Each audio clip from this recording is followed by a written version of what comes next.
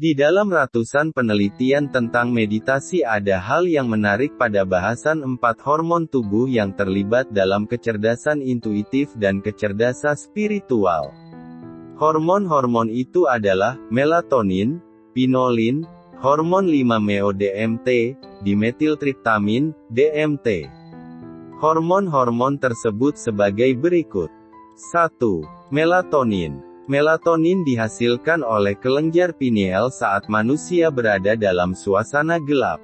Melatonin ini diproduksi pada malam hari, dan apabila kita tidur dalam keadaan lampu padam maka akan membantu memperlancar produksi melatonin. Sebaliknya jika orang yang tidur dengan lampu menyala, produksi melatonin tidak lancar yang mengakibatkan bangun keesokan harinya dalam keadaan tidak segar. Produksi melatonin juga dapat dihasilkan melalui meditasi dengan menutup mata dan berada di ruang gelap. Produksi melatonin maksimal dihasilkan hanya sampai antara 2-5 mg per harinya, dan melatonin ini mengatur jam biologis manusia sehingga bisa bangun dan mengantuk pada waktunya. Juga melatonin ini bermanfaat bagi perkembangan kesadaran spiritual. 2. PINOLIN. Dalam penelitian Dr. Mantak Chia dari Thailand, yang memperkenalkan sistem meditasi dalam kegelapan, setelah hari ketiga meditasi, kadar melatonin meningkat antara 15-20 mg dalam darah, sehingga kelenjar pineal berhenti mengekspresikan melatonin dan mulai memproduksi pinolin yang bersifat superkonduktor serta pada perempuan yang sedang mengandung, bermimpi, dan dalam pengalaman pramati, Near Death Experience atau NDE. Pinolin inilah yang merangsang terjadinya clairvoyance atau peristiwa melihat dengan mata batin dan kepekaan merasa. Tanpa pinolin dengan kadar yang tinggi jangan harap terjadinya gejala-gejala metafisis tersebut. Orang yang memiliki bakat alami akan kepekaan intuisi penglihatan, pendengaran, dan rasa batin pastilah dalam tubuhnya secara alami mempunyai kadar hormon yang tinggi pinolin, karena pinolin berperan aktif dalam decoding DNA, yang memuat memori kolektif dari nenek moyang seseorang, yang oleh sebab itu ia bisa menemukan informasi tersembunyi, yang disinyalkan oleh otak kanan dalam bentuk cahaya, suara, pengetahuan dan realisasi visual.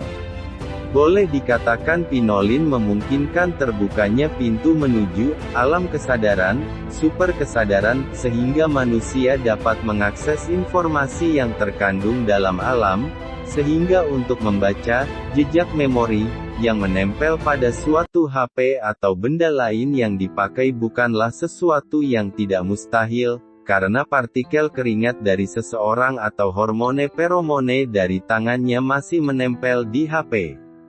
Hal ini sesuai dengan hukum kekekalan zat sehingga benda-benda itu memuat sebagian memori dari si pemiliknya. 3. Hormon 5-MeO-DMT. Setelah bermeditasi selama 6-8 hari terus-menerus, maka kelenjar pineal akan mulai memproduksi hormone 5-MeO-DMT, yang mana hormone ini bersifat luminescence, mendatangkan cahaya, dan phosphorescence, mengeluarkan cahaya karena sejumlah fosfen kilatan cahaya sewaktu kita menutup dan membuka mata disalurkan ke korteks mata dan orang akan melihat sinar terang di kepalanya. Hormon 5-MeO-DMT berinterkalasi dengan perantara RNA, ribonukleik acid. Visualisasi dari orang-orang tersebut kemudian mampu melihat, visualisasi halo, atau mata ketiga, seperti memahami pikiran-pikiran prabahasa, bahasa telepati pada orang lain. Oleh karenanya orang yang telah mencapai tingkat ini dapat mengetahui keadaan psikologi seseorang tanpa mengadakan interview. 4. DIMETHYLTRYPTAMIN, DMT. Pada hari ke-9 sampai 12 dalam praktek meditasi dalam ruang gelap total, kadar hormone DMT dapat mencapai 25 mg dalam darah, maka terbukalah apa yang dinamakan mata ketiga, the third eye, yang posisinya tepat di belakang kening, cakra ajna. Seseorang yang telah mencapai tingkat rohani ini, secara subjektif dari pengalaman nyata, dengan energi tubuhnya ia dapat melayang keluar bahkan melampaui dimensi ruang dan waktu. Pada saat manusia bangun di dini hari, energi di dalam tubuh seseorang berada dalam kondisi rendah. Selain itu, medan refleksi juga begitu bersih. Dalam tradisi India, kondisi seperti itu disebut sebagai tahap pembentukan kesadaran, yang terjadi pada titik energi ketujuh atau cakra mahkota. Dampaknya, akan meningkatkan intuisi seseorang dan kesadaran diri untuk mampu mengendalikan emosi negatif. Menurut Haeri, pada saat seseorang menggelar sajadah untuk menunaikan salat tahajud, ia berada dalam kondisi layaknya orang melakukan meditasi dan relaksasi atas kelenjar pineal. Ini akan menspiritualkan intelektual seseorang disertai dengan kemampuan personal untuk selalu mendekatkan diri kepada Allah serta menjalin hubungan yang harmonis dengan sesamanya. Tak hanya itu, pada saat matahari terbenam, kelenjar pineal mulai bekerja dan memproduksi hormon melatonin dalam jumlah besar dan mencapai puncaknya pada pukul 2 hingga pukul 3 dini hari. Hormon inilah yang kemudian menghasilkan turunan asam amino triptofan dalam jumlah besar pula. Dan tahajud menjadi sarana untuk mempertahankan melatonin dalam jumlah yang stabil. Selanjutnya melatonin ini akan membentuk sistem kekebalan dalam tubuh dan membatasi gerak pemicu tumor seperti estrogen. Haeri mengungkapkan bahwa pada masa kanak-kanak melatonin yang ada di dalam tubuh berjumlah 120 pikogram namun kemudian jumlahnya semakin menurun pada saat seseorang berusia 20-30 tahun. Selain secara alami berkurang, jumlah melatonin berkurang akibat adanya pengaruh eksternal. Di antara penyebabnya adalah tidur larut karena begadang, medan elektromagnetik, serta polutan kimia seperti pestisida yang pada akhirnya menyebabkan penyakit tekanan darah tinggi dan sakit kepala. Pada suatu titik, bahkan akan menyebabkan turunnya sistem kekebalan tubuh. Kafein yang terkandung di dalam kopi, teh hitam, dan soda tertentu juga akan menyebabkan kemampuan antioksidan melatonin berkurang, yang akan membahayakan sel-sel tubuh pada saat seseorang terjaga. Dengan demikian, kata Haeri, yang harus menjadi perhatian adalah bukan kuantitas tidur seseorang untuk memberikan kebugaran pada tubuh, tapi justru kualitas tidur. 3 jam adalah waktu yang cukup untuk itu. Tahajud tak hanya memberikan pengaruh pada kondisi melatonin. Gerakan ibadah di sepertiga malam terakhir ini juga memberikan pengaruh tertentu pada tubuh. Paling tidak, pada saat berdiri tegak dan mengangkat takbir secara tidak langsung akan membuat rongga toraks dalam paru-paru membesar. Ini akan menyebabkan banyak oksigen yang masuk ke dalamnya. Ada kesegaran yang dirasakan ketika seseorang dapat menghirup udara segar ke dalam paru-parunya di keheningan malam itu. Pada saat sujud, seluruh berat dan daya badan dipindahkan sepenuhnya pada otot tangan, kaki, dada, perut, leher, dan jari kaki. Proses ini berulang-ulang sehingga berapa rakaat kita mengerjakan tahajud. Fungsi kelenjar pineal, memproduksi melatonin, untuk meregulasi siklus tidur, berperan dalam meregulasi kerja kelenjar pituitari, mempengaruhi sekresi hormon seks, membantu metabolisme obat, tempat untuk mengatur pigmentasi kulit, berhubungan dengan sel-sel yang sensitif cahaya, berhubungan dengan saraf mata, penglihatan, pusat penerima dari seluruh sensor eterik seperti penglihatan, pendengaran, emosi dan lainnya. Mengatur waktu biologis yang berhubungan dengan musim dan cahaya. Pengatur suhu tubuh. Sebagai mata ketiga dan berhubungan dengan rohani. Kelenjar pineal akan menghasilkan DMT, dimethitriptamin, yaitu zat yang menghubungkan antara nyata dan tidak nyata membentuk pola resonansi. Dalam kondisi ini seseorang bisa kembali ke dunia nyata di mana kita bisa melihat secara nyata dan tidak nyata. Selama kelenjar pineal aktif dan melepaskan DMT maka terjadi proses biokimia dan bioelektronik. Kelenjar ini bisa aktif karena tergantung pada aktivitas yang dilakukan oleh individu maupun lingkungan. Fungsi rohani cakra ajna. Cakra ajna adalah pusat fakultas mental yang lebih tinggi dan saling berhubungan erat ke cakra solar plexus atau cakra manipura pusat emosional akan, dan cakra mahkota sahasrara cakra pusat cinta universal. Cakra ajna harus diaktifkan untuk orang dengan emosi tidak diatur. Seseorang secara psikologis tidak seimbang dapat diobati dengan mengaktifkan cakra ajna untuk memastikan pengendalian diri lebih. Dengan demikian salah satu cakra ajna kebangkitan gejala termasuk mendapatkan kontrol diri. Fungsi psikologis cakra ajna. Cakra ajna memiliki fungsi direktif. Cakra ajna disebut pemahaman dalam Kabalah dan bertanggung jawab untuk memahami konsep-konsep abstrak dan prinsip-prinsip. Fungsi cakra ajna adalah kecerdasan aktif. Ini adalah juga dikenal sebagai intelijen dinamis dan berbeda dari kecerdasan steril mana seseorang mungkin cerdas dan mengesankan tapi tidak mampu menghasilkan hasil. Ketika seseorang cakra ajna kuat, dia akan tersenyum bahkan ketika ia berada di bawah tekanan luar biasa. Cakra ajna kuat menjamin aktif intelijen bersama dengan kemampuan untuk mengambil tindakan. Cakra ajna adalah master cakra yang mengontrol cakra-cakra lainnya. Cakra intuitif. Jika cakra intuitif Anda kuat, Anda mampu membuat keputusan intuitif yang akurat dan evaluasi tentang karir Anda, keluarga Anda dan niat orang lain.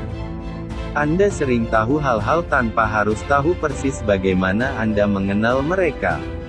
Anda merupakan figur yang mempunyai kepribadian utuh, memiliki arah yang jelas, serta kejelasan dalam segala hal yang Anda lakukan.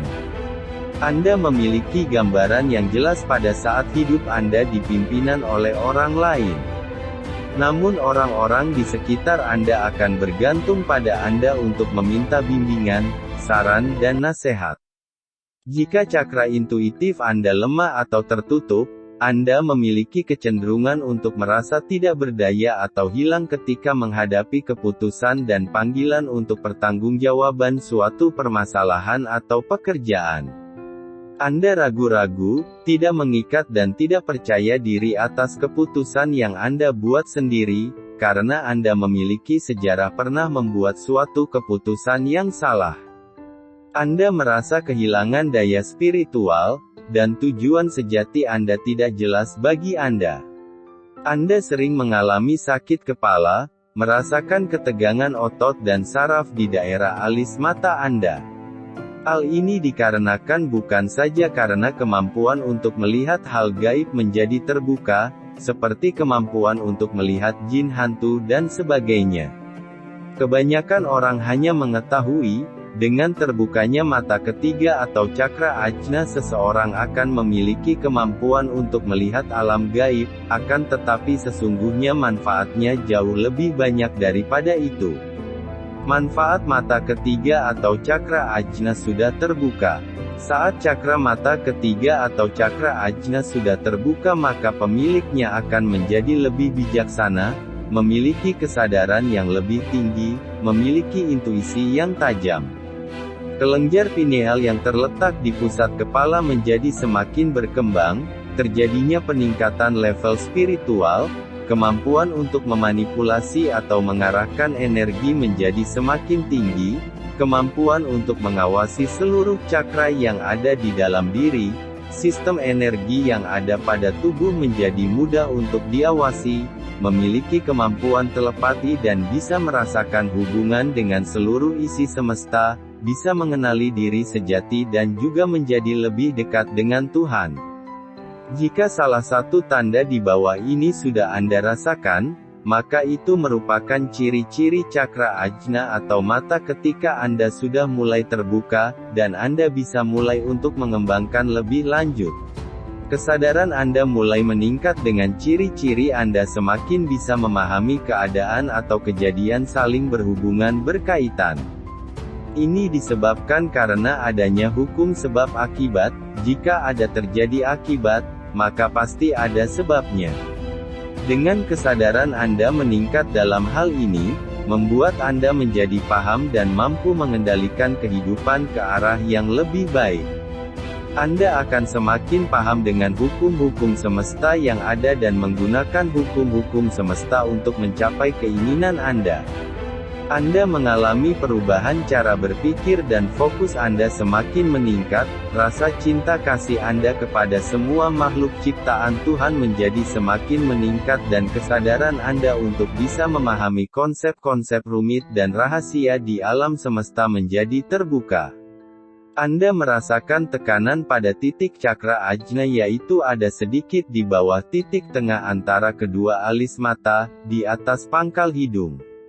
Anda merasakan diri Anda terhubung dengan segala sesuatu yang ada di alam ini, Anda semakin bisa melihat kesamaan dengan isi semesta, karena kesadaran akan hakikat bahwa segala wujud yang ada di alam semesta ini tercipta dari energi dan vibrasi yang saling terhubung dan berkaitan satu sama lain.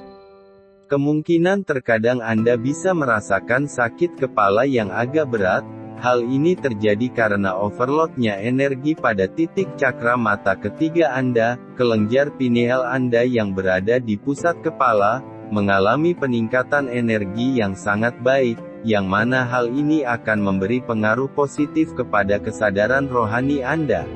Anda menjadi semakin sangat sensitif terhadap bunyi-bunyi dan warna-warna, terutama pada saat Anda meditasi Anda akan bisa melihat cahaya-cahaya dari berbagai spektrum warna.